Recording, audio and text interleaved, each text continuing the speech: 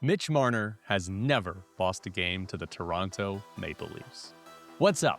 This is Technically Correct with Tyler Bischoff. On today's show, the Golden Knights had a big comeback win to beat Toronto, all for Mitch Marner. Plus, UNLV has an awesome game to kick off next season, and the NFL playoffs are back. Thanks to Battle Blast Las Vegas, the best laser tag in Las Vegas, for sponsoring the show. Here we go. The Golden Knights beat the Maple Leafs in overtime in Mitch Marner's first game against Toronto since the Leafs traded him to Vegas. Golden Knights trailed for almost that entire game. They tied it with 7 seconds left to get to overtime, but they basically trailed by 2 goals, scored a goal to get back within 1 over and over and over until they finally tied the game at the very end to get to overtime. But the focus is Mitch Marner. He wants out of Toronto in the offseason. He ultimately gets traded out of Toronto a couple of days before free agency because Kelly McCrimmon had to avoid getting charged with tampering. But he ends up in Vegas. Maple Leafs fans don't like him anymore. Maple Leafs media don't like him anymore. And so we got Mitch Marner's first game against Toronto. And the Golden Knights won. But honestly, disappointing from an entertainment standpoint, right? Like, I was hoping that Mitch Marner would either have the best game he's ever played or the worst game he's ever played. And then when they play Toronto in like a week or so, do the exact opposite, right? But instead, like, Mitch Marner was okay, right? He had 2 power play assists, right? One of them, terrific pass. We're going to get into the power play goal a little bit later. Terrific pass from Marner. The other one was a shot that got blocked and just bounced directly to Pavel Dorofeyev, who scored. It wasn't really this great assist from Mitch Marner. And at 5-on-5, I mean, kind of a non-factor. When he was on the ice at 5-on-5, the scoring chances were 4-2 in favor of Toronto. The Golden Knights didn't score. Toronto did score once when Marner was on the ice at 5-on-5, but it was because Ben Hutton misplayed a puck in the neutral zone and it led to a 2-on-1, right? He started the game. He had a shot on goal on his first shift, I should say. And that was kind of it for 5-on-5 theatrics or really anything interesting happening. It was kind of a boring performance, which is probably what Mitch Marner wants, a boring performance where he gets 2 points and his team wins, but not as much fun to yell about. What was interesting is that Mitch Marner got booed at home. This game was in Vegas. There were enough Leafs fans in the building to make the booing noticeable. And we got a full segment of the game where ESPN just turned up the crowd mics and just let us hear the booing when Mitch Marner touched the puck. Which means January 23rd, when these 2 teams play in Toronto, Toronto fans, I don't know, it's going to be fun. It's going to be bad. I don't know.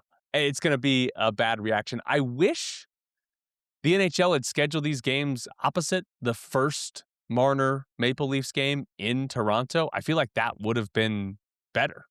But instead, we kind of got this preseason type of fan response to Mitch Marner, and now it's going to be the second game. I don't know. Not great. Also, from the fan perspective, oh yeah, this has got to be one of the most brutal things that can happen as a fan. Pavel Dorofeyev scores a game-tying goal and a hat trick, and then it gets ruled out for offside. You throw your hat on the ice, and it's not even an actual hat trick. Oh, that's a nightmare. There weren't that many hats thrown on the ice. It was kind of a sad hat trick performance from the Golden Knights fans, but that's got to be the worst way to lose your hat. It's already bad. You got to lose it to throw it on the ice for a hat trick, but you do it and the goal gets ruled out. What a disaster. But even a bigger disaster is the goal gets called out for offside, and ESPN just didn't show us a good replay. Like this, we're reviewing this. It's a game-tying goal in the final 5 minutes, and it gets called off because it was offside. And ESPN shows us one angle. It's a terrible angle. You can't even see the puck in the angle. And it's like, oh yeah, offside. Eventually, 3 minutes of game time goes by. We get another angle that does show that it's offside, and Noah Hannafin had the puck kind of knocked away from him, and Dorofeyev was offside. But it took him 3 minutes to show us that. Hey, get it together, ESPN. Now, more importantly for the Golden Knights, because this isn't just about Mitch Marner playing his former team here in Vegas as much as it is in Toronto. But the Golden Knights have now won 6 straight games. Longest winning streak of the season. They're now up to 23, 11, and 12. They're finally winning overtime games, right? Their last 3 games that have gone to overtime, they've won. First time they can say that. And this is a team that's played the most overtime games in all of hockey. They're now 7-12 when they go past regulation. If you're doing the math, that means they were 4-12 at one point when they went past regulation, which is unbelievably bad. But they lead the Pacific, and it's a very healthy lead now. 4 points on Edmonton. There are a couple of games in hand for Vegas, so that could be bigger. But looking past Edmonton, it's now 7 points on Seattle and San Jose and 9 on LA. Those aren't the biggest leads. Those aren't insurmountable. And I know we've still got, 35 games left or something like that in the season. I'm not here to tell you that, like, oh yeah, they're fine, it doesn't matter anymore, but they should be able to cruise, right? Like, they can withstand another 5-game losing streak.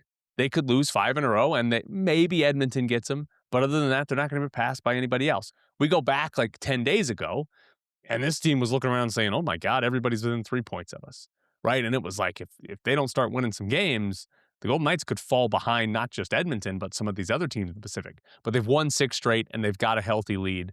They should be in really good shape. There shouldn't be much to worry about from a playoff chase. Maybe Edmonton challenges for the 1 seed in the Pacific. How important is that going to be? We'll see, right? It's after Vegas and Edmonton, the rest of the teams, whoever gets the 3 in the Pacific versus the 2 wildcard spots, they're all probably going to be similar caliber teams. Does it end up being Seattle, Utah, San Jose? Does LA find a way in? Is it Nashville? Does Anaheim get it back together? Like, all those teams, none of them seem that threatening. So if you're the 1, the 2, you're really just talking about, do you get 1 extra home game in round 2 as opposed to having to go on the road because you're the 2 seed. So the Golden Knights finally winning some games, and importantly, winning games in overtime. Important because they keep going over. It's not most overtime losses they've ever had. It's not yet the most overtime games they've played.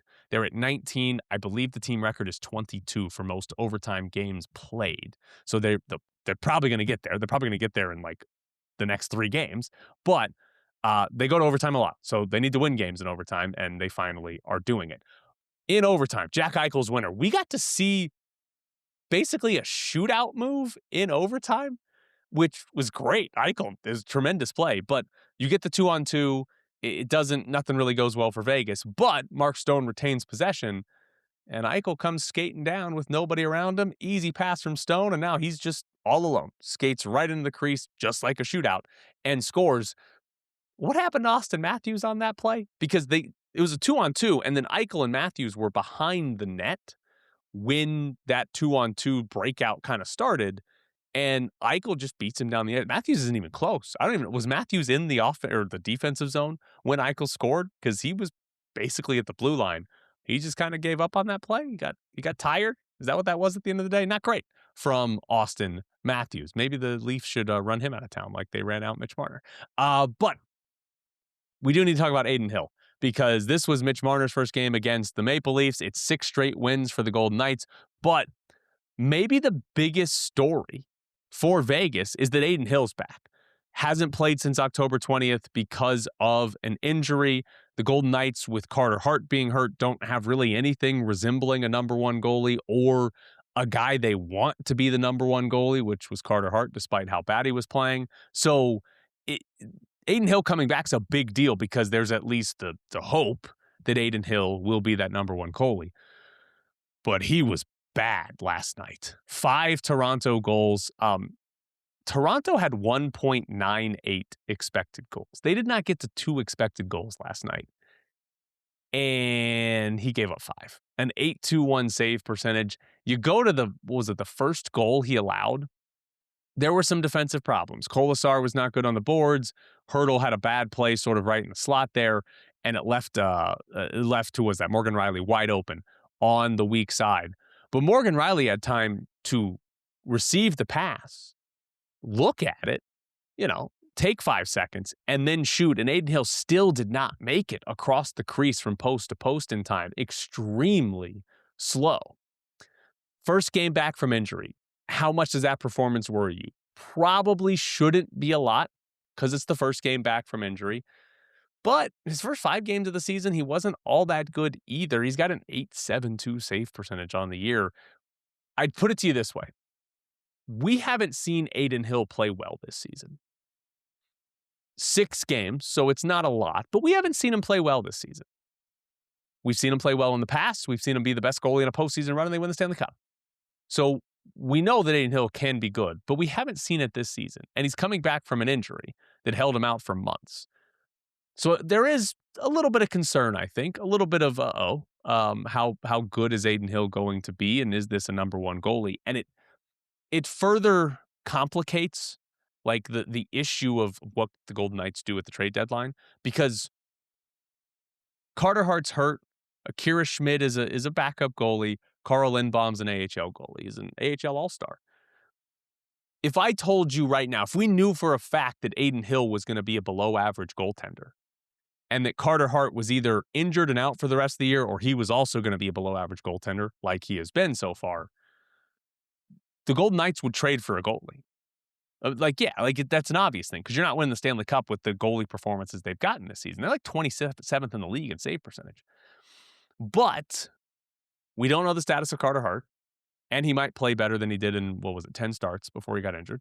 And I think the expectation is that that Adin Hill is going to play better than this. Better be better than this.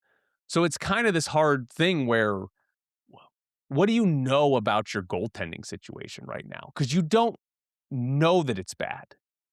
It has been bad, but you don't know that it's bad. And if you know it's bad, you go make a move. But if you don't know it's going to be bad, do you trade for another goalie and complicate that position even more? Adin Hill's in the first year of his contract. Like, it's just a weird scenario. Emily Kaplan on, the intermission show on ESPN last night, she mentioned the thought that Vegas could go after a goaltender. So I don't know what you do. I don't know exactly what that plan should be. The goaltending hasn't been good enough so far. You're hoping that Adin Hill shows a lot more between now and the trade deadline to make you confident that, hey, this is the guy and we will be just fine. The guy who is just fine, better than fine, it's Mark Stone, because, of course, he scored again. He has 17 goals this season. He's played in 30 games. He had, to put that into context for Mark Stone, he had 19 goals last year in 66 games. His previous 3 years from that, it was 9, 17, and 16 were his goals scored. Now, those were the 3 LTIR years where he missed at least 20 games in every season. One of those he played less than 10, less than 20. But this is not who Mark Stone is. He is not a guy who rips off these goals, and he's got 17 and 30. His shooting percentage is now 23%. It's 29.99. The team record for a single season shooting percentage is William Karlsson at 23.4. That was year one when Karlsson scored 43 goals. That's the kind of season Stone is having. Not as much in the total because he missed some time because of injury, but that's the type of season he's having. It's very similar to what Karlsson was doing goal scoring wise for Vegas in year one. He's on an incredible run. Even the goal he scored last night was not some amazing goal. It was just a loose puck that ended up with Wall like somehow behind the net, behind the goal line, and Stone eventually jammed one in and they scored. So incredible run from Mark Stone. I told you yesterday the regression's going to start at some point, but not yet, because he was 1 goal on 4 shots last night. Shooting percentage went up a little bit. Also from this game, an important lineup decision from Bruce Cassidy. We saw Colton Sissons scratched, and Tanner Laczynski came up from Henderson and played as the 4th line center. So one of the important questions here is Tanner Laczynski any good? Because the depth or the lack of depth, talked about it a little bit on here with this roster, is a problem for Vegas. And we've seen it because of injuries. Mitch Marner is playing out of position at center. He's now been doing it for a couple of weeks, right? But Karlsson's out and Brett Howden are out. Those are 2 of your centers. But not only have the injuries caused some issues, Colton Sissons, who's been the 4th line center, hasn't been any good. And that's why we see Tanner Laczynski get a shot here. He played in 8 games for Vegas last year, but this is not like a obvious option to come up and play center for a team that thinks they should be winning the Stanley Cup. And all this is about the depth of the team and the lack thereof, and how good does the bottom of the roster need to be to win the Stanley Cup. Golden Knights, when they won the Stanley Cup, the bottom of the roster was awesome. This year, it's not. And this is the roster decision, the balance or lack of balance that Kelly McCrimmon went with, because we can trace this all back to the Mitch Marner trade or the Mitch Marner acquisition, right?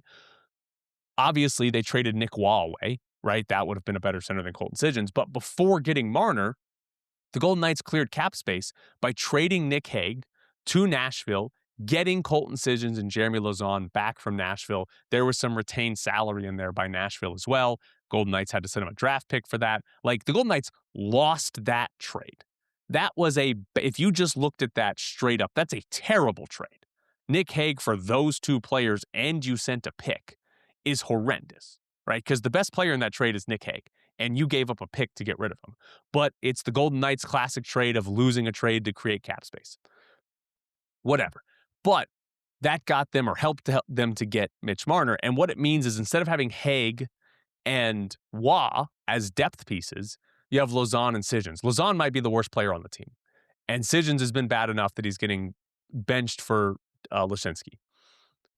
But is that a good payoff? Is Marner good enough to make that worthwhile, right? So far, I'd say no, right? Because the other part of it is, if you didn't trade for Marner, you kept Hague and you kept Waugh, you would have had another, I think it's like $8 million, maybe $7 million or so, to go and spend on another player or two more players or three more players, whatever you want to do, to help the depth. But is the trade-off worth it to have the high-end talent of Marner and the worse depth that the Golden Knights have? Again, this is going to be played out in the postseason. What happens in the regular season, not all that important overall, but is that a smart move? I don't think that it is, but we'll see what exactly the Golden Knights do in the postseason and what Marner does in the postseason and how much they play their fourth line or their third pair, if Cassidy even trusts Lauzon, Sissons, or whoever it actually is, Lashinsky, whoever it is. Last thing on this, because I did want to talk about the power play goal, the first power play goal from Pavel Dorofeyev. By the way, he has 13 power play goals, which is one off the team record for a season. He's got to score two more, and I think he can do that. But the power play goal, the first power play goal from Dorofeyev, we saw, again, Toronto take away the pass from Stone across the crease to Dorofeyev, right? That's the number one way the Golden Knights score and create offense on the power play. It's the number one thing teams are trying to take away. So how do the Golden Knights score in other ways?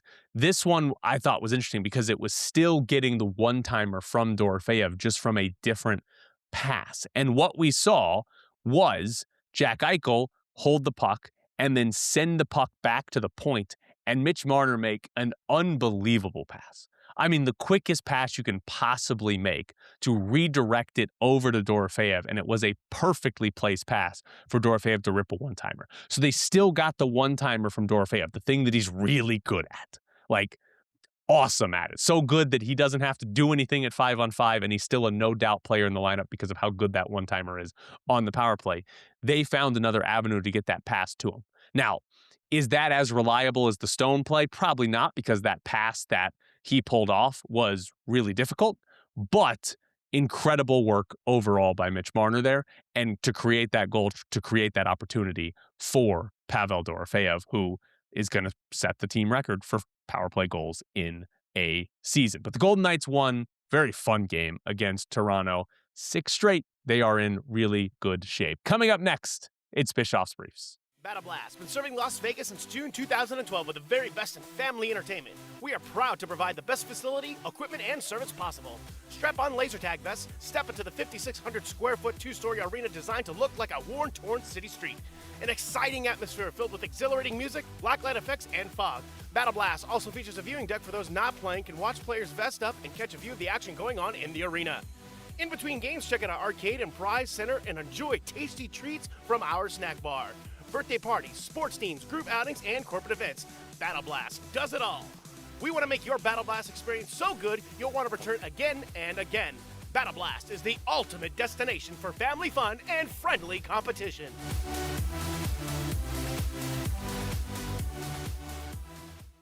Bischoff's Briefs is brought to you by Battle Blast Las Vegas, the best laser tag in Vegas. Battle Blast is the best spot, the perfect spot for your next event. Whatever it is, birthday parties are great there. If you want to have a corporate event, Battle Blast Las Vegas is where to go. Whatever it is you're doing, Battle Blast Las Vegas can be a good place to celebrate.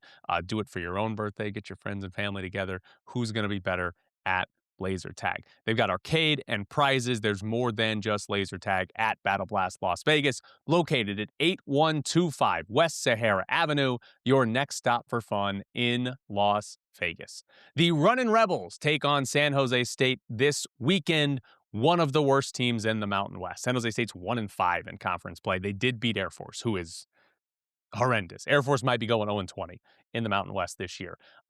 I think UNLV is going to smack San Jose State, and I got one stat for you. Going to be a Ken Pom nerd for just a second. But Ken Pom has a new stat this year. It's exciting. But it's average 2-point field goal distance. So basically, how far away from the basket are your 2-point shots? Are you getting layups or are you getting mid-range jumpers? Offensively, UNLV is above average this year. They're getting their shots, their 2-point shots, within 5.7 feet of the rim. The national average is 6 feet. UNLV ranks 135th in the country in terms of how close to the rim they shoot on 2-pointers. So above average at it. And we all know UNLV can't shoot threes. This is a very, very bad shooting team. So their offense is a lot better when they get to the rim. Lots of dunks, lots of layups is very, very good for this offense. Well, San Jose State gives up all of the dunks and layups. San Jose State ranks 361st in the country when it comes to opponents' 2-point field goal distance. Only 4 teams give up shots closer to the rim on average. They're also last in the Mountain West. So San Jose State is giving up a lot of shots at the rim. If UNLV gets to the rim a lot, they should have a good offensive day. Surprisingly, San Jose State doesn't foul a lot. So maybe they just don't really contest the layups. They just give them up. We'll see. But they don't actually foul a lot. UNLV, we've talked about this. They go to the line all the time. They also send their opponents to the line all the time. It's kind of insane how often there are free throws in UNLV games. But San Jose State is not a team that fouls very much. So we'll see how that plays out. Maybe UNLV gets some sort of free, uncontested layups in the half court just because San Jose State's not aggressive at defending the rim. So the other part, San Jose State, they shoot okay from 3. They're not a great 3-point shooting team, but they're fine. They hit 11 threes against New Mexico. They hit 10 threes against Utah State. Now, they lost both of those games, but I do think like UNLV losing, I feel like would include San Jose State hits 12 threes and UNLV makes 2 or something like that. And like there's a 30-point gap in 3-point shooting. And that's hard to overcome even with a bunch of layups and dunks. I think UNLV wins. San Jose State's not really hitting a bunch of those threes all the time. It's just sort of sporadic. And even when they did, they still got blown out by 10 or more points. So that's probably the way San Jose State wins this game. But I do think UNLV wins. I think we're going to see a lot of like this feels like a Tyron Jones, Kamani Hamilton, and maybe Dre Gibbs Lawhorn game where 2 of those guys, maybe all 3, have big games just because they're able to get to the rim and get a lot of layups and dunks. The Golden Knights host the Predators on Saturday. Nashville's in the wild card hunt, by the way. There's a bunch of teams that are kind of like 4 to 5 points or within 4 to 5 points of the final spot in the wild card, even closer in the East, by the way, which Nashville's a good question for this. Are you a seller at the trade deadline if you're in that spot? Like if we come out of the Olympic break and if you're Nashville and you're 4 points out of the last wild card spot, I mean, that's 2 wins. Are you selling or are you buying because, hey, we just need to improve a little bit and we can be in the playoffs? Are you maybe just standing pat and saying, ugh, don't want to buy and miss the playoffs, so let's just not sell and see if we can get in? I think if you're one of those teams, you probably should be a seller, especially in the West, because like Nashville is an example. If they sneak into the playoffs as the final wild card team, are you beating Colorado in the first round? And even if you do, are you beating Dallas? Like it just feels like you're not going to have any real chance at getting to the Stanley Cup, even out of the second round. So like, should you be going for it? I feel like if you're one of those teams and the other teams around you are not selling, that means there's fewer sellers and you might be able to get a better price for a player than you normally would have. So we'll see how this plays out, see how many teams fall off and stay in the hunt. But there's a chance there's just not many sellers at the trade deadline this year. And somebody like Nashville might have to make the choice. Do we want to sell? Even though, I mean, you might even be in a wild card spot at the deadline and still decide to sell. Also disappointing, Jonathan Marchessault is on IR. So we don't get to see him against Vegas again, which is brutal. Like to watch him play, and specifically would be fun to see him play against the Golden Knights. Also in hockey, the U.S. hockey games at the Olympics are going to be easy to watch. Kind of. So the group stage games, NBC announced yesterday, all of the women's games, all of the men's group stage games will be on USA Network. They're also going to do encore presentations a little bit later in the day. The timing of these games, the women's games, they'll have some 7:40, 11:40, and 11:10 a.m. Pacific time. So not the worst, could be worse. There are earlier time slots, like a 3 a.m. time slot for us. All three of the men's group stage games are at 12:10 p.m., so right at noon. Sucks if you're working, but again, there's not going to be games at night when you get home. That's what the encore presentations are for. But the group games at I'd say a watchable time for people in the United States. However, the men's gold medal game is at 5:10 a.m. on a Sunday, which I guess is better than being on a weekday. But 5:10 a.m. Pacific time on Sunday, I think it's February 22nd.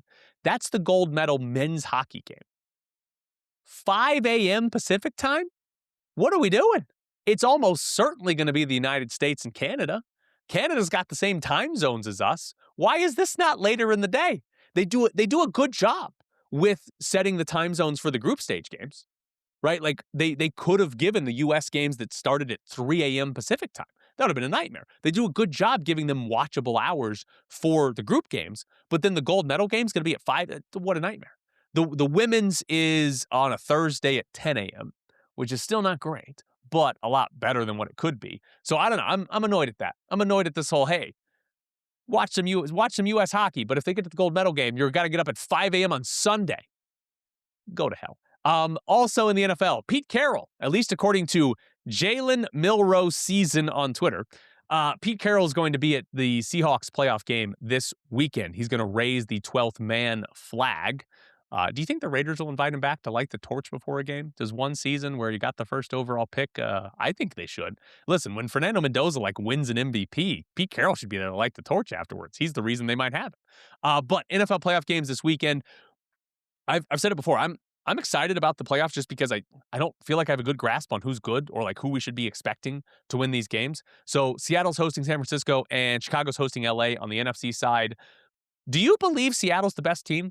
They're the favorites, right? But can they win with Sam Darnold at quarterback?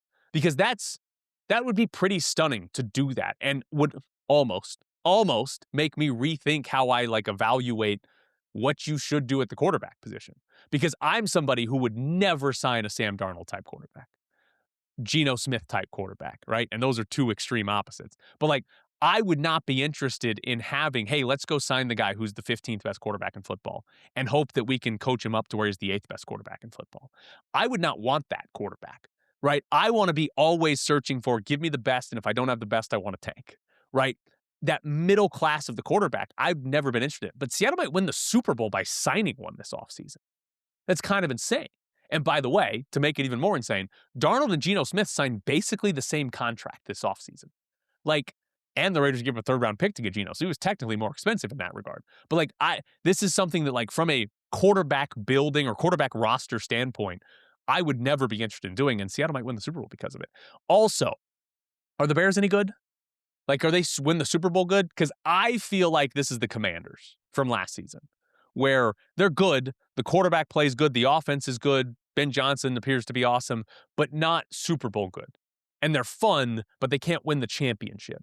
And I feel like we might see that against the Rams, where even though the Rams are not always dominating or whatever, the Rams to me feel like the best overall team. I don't know. It just feels like the Bears are good, but not Super Bowl good, similar to Washington last year. On the AFC side, I do find it funny that one of New England or Houston's going to be playing in the AFC title game, right? I'm not even convinced either one of these two teams is actually that good, but one of them is going to be one of the Final Four teams and have a real shot at the Super Bowl. Also funny that New England, easiest path to a Super Bowl, right? they get Houston instead of Buffalo. And they got the Chargers who were beat up. And it's just like the easiest path outside of having a bye that you could have. And then Denver and Buffalo. I want Buffalo to win. I just feel like Buffalo and the Rams feel like the most fun teams to watch. Chicago's in there as well. It's just like fun teams to watch, whereas Denver's just a nightmare to watch because the quarterback's not good for 75% of the game, but the defense is awesome. I don't know. I feel confident this is a close game, though. Denver only plays close games, so I feel confident on that one. And then last thing here in Bischoff's briefs, the Euro League is trying to stop the NBA's European League. So the NBA is planning to start a league in Europe. 10 to 12 teams. Some of them might be existing teams over in Europe. Some would just be brand new teams that the NBA creates. They would not be competing in the NBA. This is not like, oh, they're adding 10 teams that would play in the NBA. This is just separate, their own league, their own thing over there. But the Euro League, which is the most prominent basketball league in Europe right now, sent a letter to the NBA, according to Front Office Sports, basically threatening legal action if the NBA tries to take any of its teams. Real Madrid has been one that's been reportedly talking to the NBA about joining the NBA's league. So I don't know what that would mean. I don't want to pretend like I know what would happen here, but I would guess the Euro League is not going to be able to stop the NBA from creating their own European league. I don't know if they'd be able to stop Real Madrid from joining, but I'm also going to guess they wouldn't. If Real Madrid wants to join it, they probably will end up joining it. And maybe there's some legal fee or settlement that gets paid out here, but I don't think this would stop it. And I've said this before, as it relates to us, I think the NBA is going to use European League in Europe as their next sort of expansion and not expand domestically. I think they're going to treat this as like, this is our baby for the next few years, and we'll get back to maybe Vegas and Seattle adding to 32 teams in the NBA. We'll do that later. That's what I think they're going to end up doing. I don't know if they want to do the European League and domestic expansion at the same time. Maybe they will, but I don't think they actually will do that. So probably waiting another 5 years, right? Also, though, did want to read this quote because Adam Silver said this to Front Office Sports. If we were to successfully launch the new league, it will take a while, I think, before it is a viable commercial enterprise. This is not for those who have a short-term perspective, which sounds like a bad thing, right? It's the commissioner saying, hey, we're going to start this league and we're going to lose money. But I read that not as, hey, we're going to lose money. I read that as Adam Silver saying, we're doing this. We're not going to make a bunch of money early on, but we are in the future and we're going to stick to it because we believe in it. So I read that quote and was like, oh, that's him basically preparing everybody to be like, here's the talking point for you, right? We're going to do this. It's not going to make us a bunch of money right now, but we're going to do it. I think that means they're going to do it. And we're not going to get an expansion team here in Vegas or in Seattle in the near future. Everybody will be talking about it 5 years from now because that's what we've been doing this entire time. But this has been Bischoff's Briefs, brought to you by Battle Blast Las Vegas, the best laser tag in Vegas. Host your next birthday party at Battle Blast. You can book the party package and you'll get a private room. You'll get a dedicated party host, pizza, soda, arcade tokens, and obviously laser tag. And if you book it for your kid's birthday, you can also add on a game for adults so you can play some laser tag right after your kids do. Or just book it for your own birthday and don't worry about the kids. Battle Blast Las Vegas, located at 8125 West Sahara Avenue, your next stop for fun in Las Vegas. UNLV is going to play Memphis to start next season. And it's not often that a UNLV football schedule announcement has created some excitement, but this is genuinely an awesome game for UNLV to schedule. Memphis has a new head coach, new roster. They've got, it's 30, they might be close to 40 players out of the transfer portal. But presumably, Memphis is going to be one of the best teams in the American Athletic Conference next season.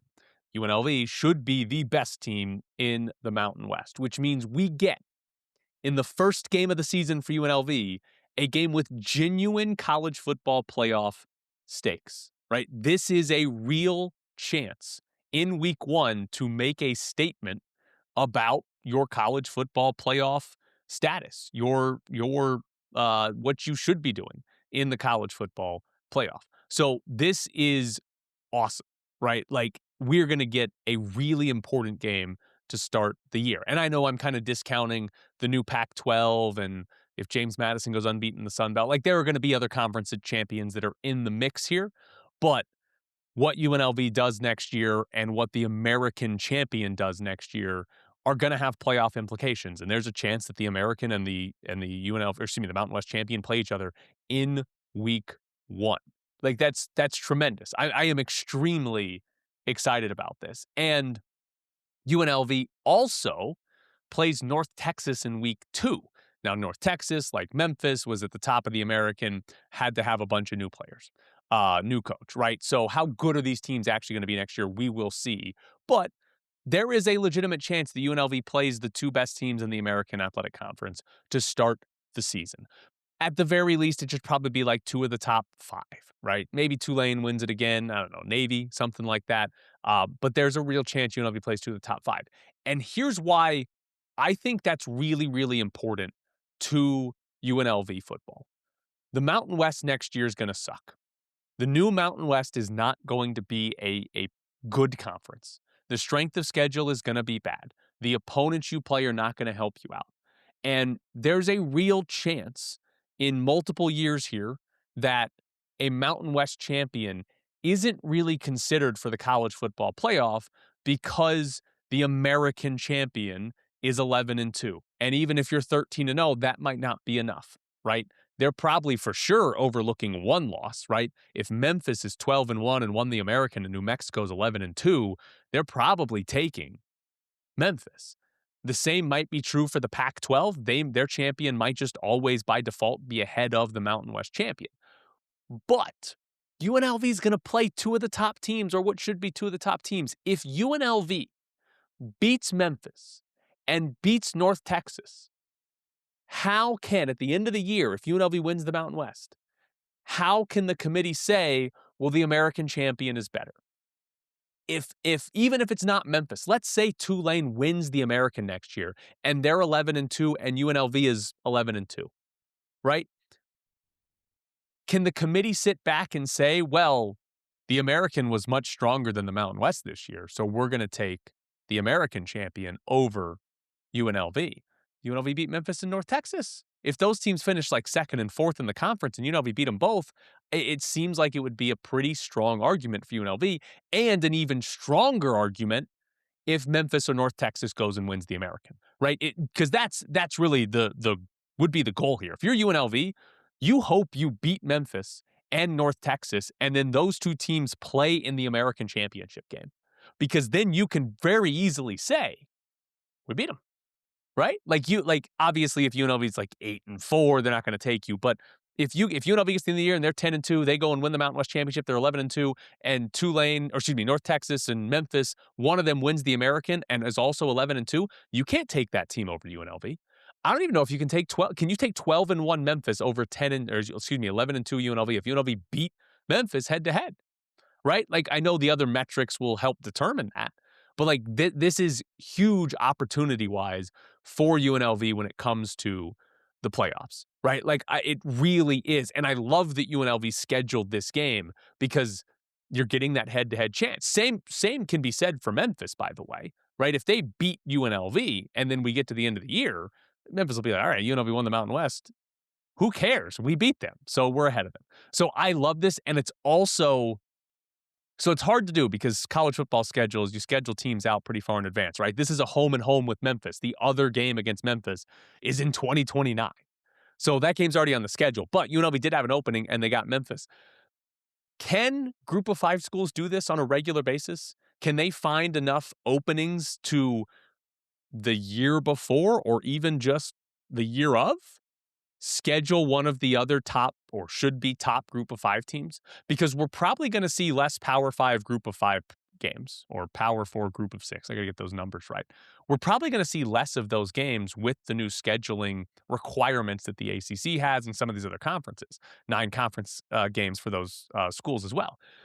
So the best way to sort of build a resume, but also go head to head with the teams you need to beat is to play them. And so UNLV and Memphis play each other, right? 7 years from now, maybe New Mexico's like, oh, they're one of the best group of 5 programs or best group of 5 teams this year. I still can't do it, group of 6 teams. And, so is, we'll just say, James Madison. Do they have an opening to schedule each other to sort of go head to head? Like, I like that from both UNLV and Memphis in this case. Also for UNLV, their non-conference schedule.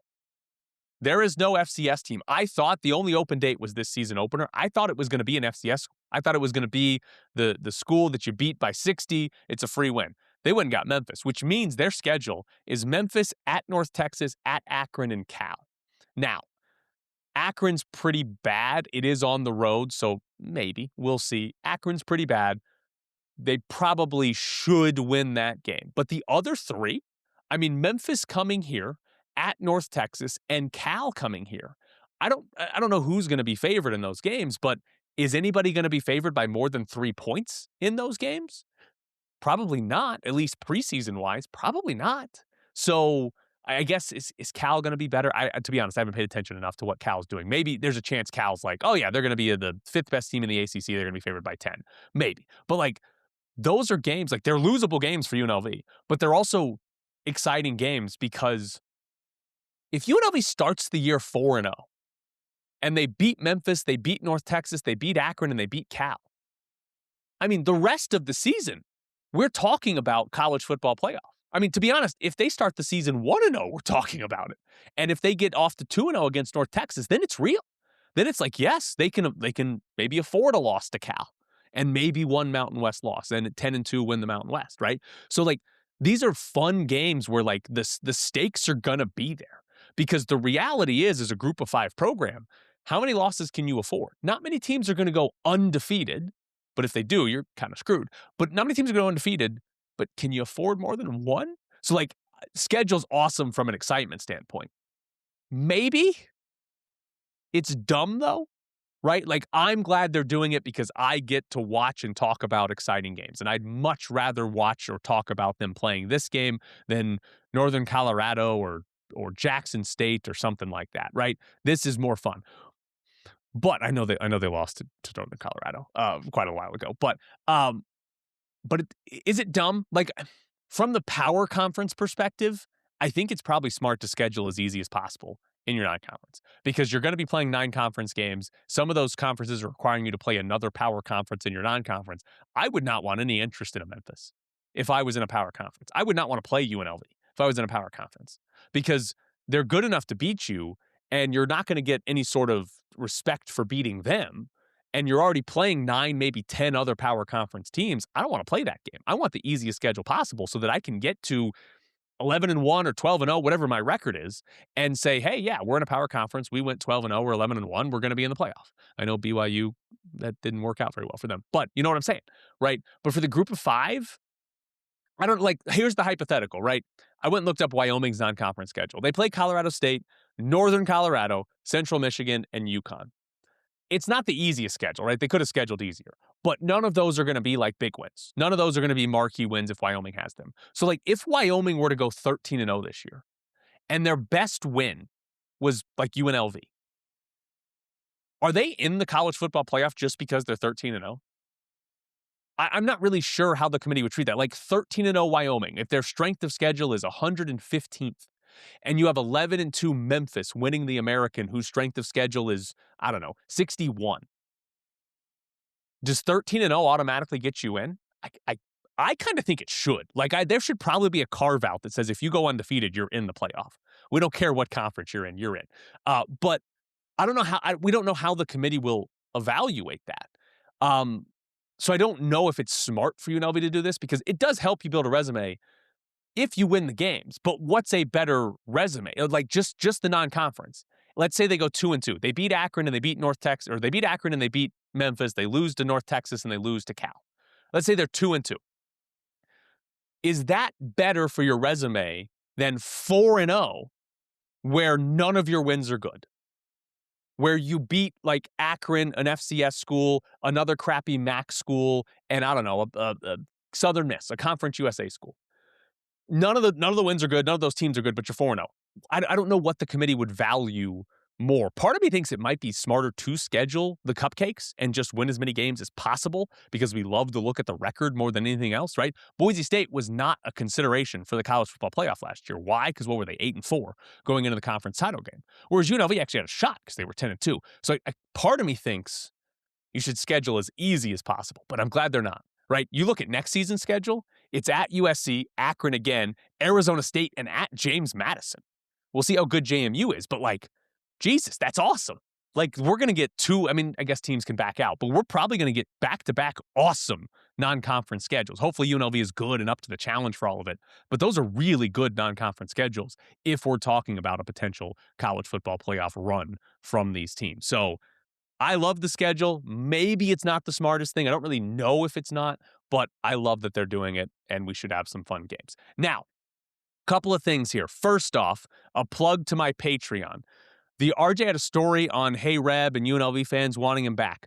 I got a video up on my Patreon right now talking about that. So if you want to hear that and other bonus content, I've got a story, a written story up there, another video. We're going to have bonus content all the time at Patreon, so you can subscribe there. We've got a couple different tier options to go to, but check out my Patreon. It's patreon.com/technicallycorrect with Tyler Bischoff if you want to watch that video talking about Hey Reb and the potential of bringing him back and everything that goes into your nickname, a mascot change, and all of that.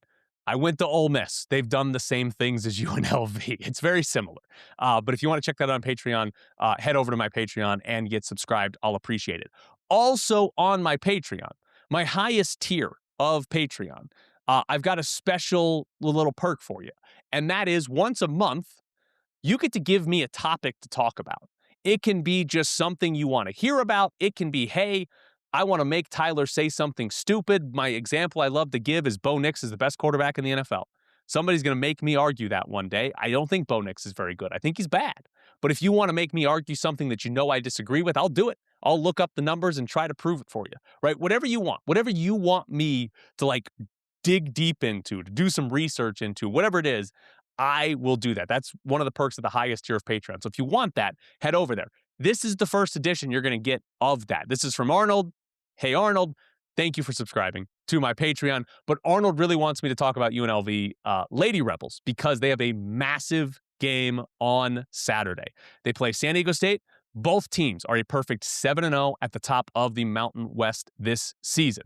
And if we look at recent history, UNLV had won 3 straight Mountain West tournament championships, but last year they got knocked off in the semifinals by San Diego State, who went on to win the Mountain West tournament. So you've got the last 4 Mountain West tournament champs playing against each other. Now, UNLV is at home. They're hosting San Diego State. Just one loss at home for UNLV this year, and it was to Baylor, who is currently ranked 18th in the country. UNLV actually led that game after 3 quarters. So they were in shape to get this marquee win, a win that really would have helped them when it comes to getting an at-large berth or just seeding in the NCAA tournament. But they blew it. They had an awful 4th quarter against Baylor. But that's the only team that's beaten UNLV at home this year. So San Diego State's going to try to do that on Saturday. For this game, you've got 2 teams that are allowing less than 60 points per game in conference play, but they're also the 2 highest scoring teams in Mountain West play. They're the 2 best teams in Mountain West play, so we'll see how that plays out. But the importance of the Mountain West and this game and everything is if you look at the NCAA tournament, which is the goal here, unfortunately for the Mountain West, the women's side, it's going to be another 1 bid season, right?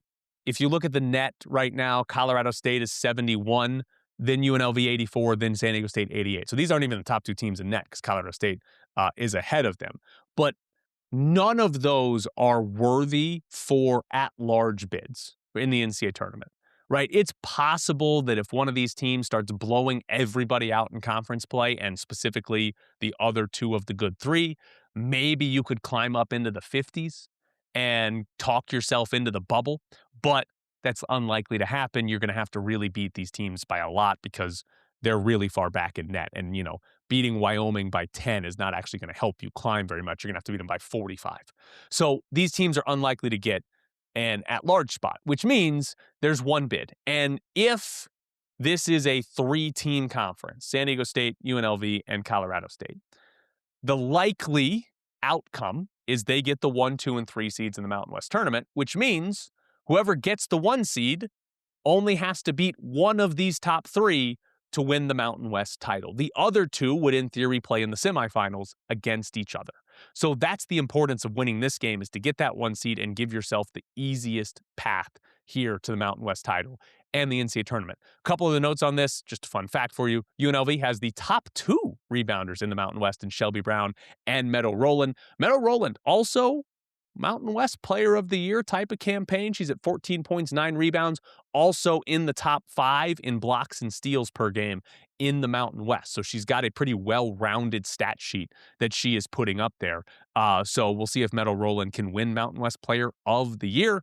If UNLV goes on and wins the conference and her numbers average a double-double, maybe she gets up to 16 and 10. That would be a pretty good argument for her to win Mountain West Player of the Year. Also unrelated, well, a little related, it's a home game. UNLV has the 3rd worst home attendance in the Mountain West. They're averaging 948 fans per game. New Mexico leads the conference with over 4,000, but only Air Force and San Jose State are under UNLV. Are these other programs really drawing in 2,000 fans per game and UNLV stuck under 1,000? Like, is that the reality for the other programs, that they are actually getting those numbers, or are those numbers inflated a little bit? I was surprised to see that. Not that, I'm aware of what UNLV women's basketball support looks like, but I'm surprised that it was that low compared to the rest of the Mountain West, because Colorado State women's basketball, Wyoming women's basketball, like they're getting good crowds out there, I guess, but it was a little surprising to see UNLV that low. Last thing I wanted to end on here for UNLV Lady Rebels is just to simply highlight Lindy LaRocque is on an incredible run. This is her 6th year at UNLV. The worst she's finished in the Mountain West is 2nd with a 13-5 record. That was her first season. And since then, they've won the regular season title 4 straight seasons. 3 tournament titles in there as well. They are in regular season play in the Mountain West, 86-11. 86-11 under Lindy LaRocque. And again, they've got postseason success because they've won the tournament 3 times. That is unbelievable. And a couple of things on that. First off, UNLV's kept her. She is not left for a bigger job, right? She's coaching at a school that's in a 1-bid conference and is just dominated. And she is not left for a bigger job yet. That is something UNLV should be trying to find coaching-wise for football and for basketball, because like Dan Mullen, for example, if UNLV goes 10-2 this year, it's probably leaving, right? Like, I mean, that would be a safe assumption that another school would try to hire him and give him a lot more money. There's no reason to think Dan Mullen's going to turn that down. But Lindy LaRocque has still been here. And if UNLV, like, that's kind of the key. Can you find your coach that's just going to stick there for a long time? Can you find your, like, Mark Few, where it's just like, yeah, he's going to be there until he retires for some reason and never take that bigger job, and sort of build you into a powerhouse where it's like, well, why would he leave? He's been there for 10 years and they're awesome. Can you find that in basketball and football? I don't know, but they've got it with Lindy LaRocque. Also, really the only thing that you could say is a letdown in Lindy LaRocque's career at UNLV, hasn't won an NCAA tournament game.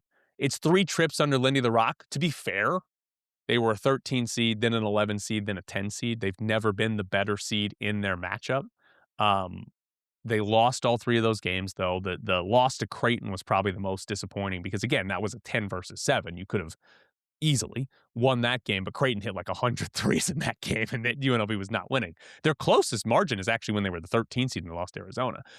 But this year's going to be hard because they're not as good metrics-wise as they have been when they went the other 3 years. And for example, last year, San Diego State got in and they got a 14 seed. So UNLV maybe gets a little bit more recognition from the committee, but they might be a 14 seed if they get into the NCAA tournament this season. So it's unlikely they do it this year. But LaRocque has been, I mean, this is a wild run for her to come in. UNLV basketball had been struggling. I mean, they were not terrible, but they weren't really anything special in the Mountain West. LaRocque comes in and they're the best program in the conference in her 2nd year and have basically stayed there the entire time. Incredible run by Lindy LaRocque. So Saturday, 2 p.m., UNLV's hosting San Diego State. Battle at the top of the Mountain West. Both teams are 7-0. If you want to subscribe to my Patreon, it's patreon.com/technicallycorrect with Tyler Bischoff. Thank you, Arnold, for your subscription and for the topic idea.